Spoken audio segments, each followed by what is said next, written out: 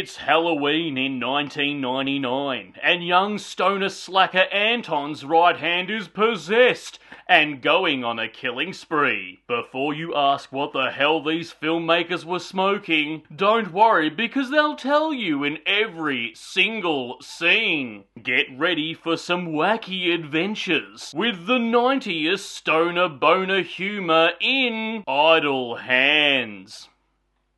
Hello there, you loose units, and welcome back to another episode of Spicy Boy Rewind Reviews, where we go back and look at a cult classic through fresh eyes. And today we are looking back at 1999 at Idle Hands, recently celebrating its 25th anniversary. It was directed by Rodman Flendup, who's known for directing a shit ton of TV shows, but feature films known for directing The Unborn, In the Heat of Passion, and Leprechaun 2. We meet Anton, a stoner slacker who has more attitude than WWE in, well, the time period this film was released in. He's so edgy and 90s, with his messy hair, his Walkman that constantly plays punk music, and smokes the pot every day. And of course Anton is played by mid-90s girl magazine heartthrob Devon Sawa. Besides spending every day smoking weed with his best friends Mick and Nub, he pines over his hot neighbour by the name of Molly, played by a young Jessica Alba. Her character consists of being hot, giggling at really creepy behaviour, and being hot. And for some reason she has a particular lady boner for Anton, even though he acts all erratic and psychotic around her. But I guess she probably thought he looked enough like Nick Carter, so she gave him a pass.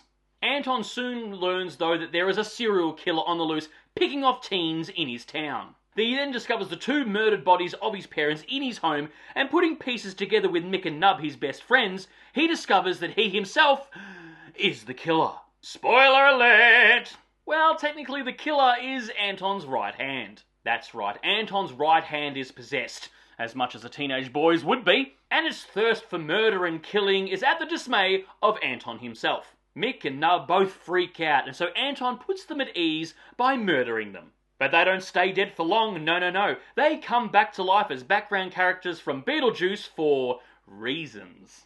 We also meet another character, Debbie, who's on the hunt for the possessed hand, and we learn that the hand is an ancient evil that her and her ancestors have been hunting down for generations. She has a MacGuffin knife that will stop this ancient evil in its path, but she has to learn and discover who the possessed hand is attached to. We get a lot of over-the-top horror comedy, and it's about the halfway mark of the movie when Anton has the genius idea of severing the hand. And wouldn't you know it, the hand then goes on a killing spree in the town, and choosing its final victim, Jessica Alba. Of course, it all leads to a big climax at a Halloween school dance, which is clearly not the first time for Sawa. And I never saw this film before. Honestly, this is my first time watching it. I always saw it on the shelf at the video rental store on VHS and DVD and said, I'll come back around to watching that one day. And here we are. And it took me a while to come around to watching this movie because 1999 was a huge release for movies and it was the dawn of the millennium. We all know that 1989 had some absolute banger after banger, huge cinematic release. But 1999 had some go power too.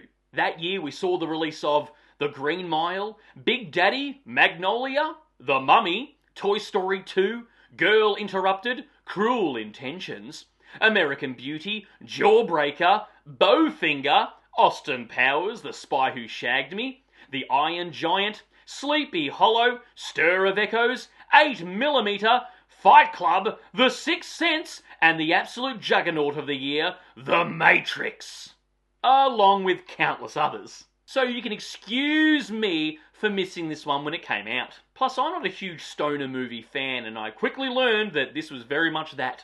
It's an over-the-top, cringy 90s farce. It's almost like some middle-aged producer in Hollywood saw Mallrats and Harold and Kumar go to White Castle and said, hey, why don't we do that as a horror? Oh, and if you didn't know this film was the 90s, we get some sick needle drops from Rob Zombie, Sublime. Even the Halloween dance band at the end is The Offspring. This film is pretty much a what if the Evil Dead 2 Ash Possessed Hand segment was padded out for an hour and a half. This is peak American Pie / road trip comedy film, wrapped up in a Beetlejuice / Evil Dead 2 aesthetic. I feel like this film is probably really only enjoyable for the nostalgia factor, for people who grew up watching it. because if I'm completely honest, I thought it was total shit. It's good to see, though, that the cast, however, have gone on to bigger and better things. Devon Sawa went from 90s heartthrob to horror alumni. Seth Green did okay for himself. Eldon Henson also done well with his roles, my favourite being Foggy Nelson in Netflix's Daredevil series. Absolute perfection. Vivica A. Fox has had a great career herself, and Jessica Alba, well, you know, she did alright. This film was the perfect time encapsulation of what we enjoyed and laughed at as teenagers in the 90s. And fuck me, were we idiots. Anyway, guys, that's my cheeky little rewind review of Idle Hands. Write down below if you've seen it, if you're a fan of it, what are your thoughts on it, but more importantly, what is your favourite stoner film? And of course, if you've made it this far of the episode, please give me a thumbs up because your love and support keeps me going, because I just love movies and I assume you do as well. And of course, don't forget to hit that subscribe icon because I give it an episode weekly. And I'll see you back here next week for the next review, but until then, stay spooky, kids.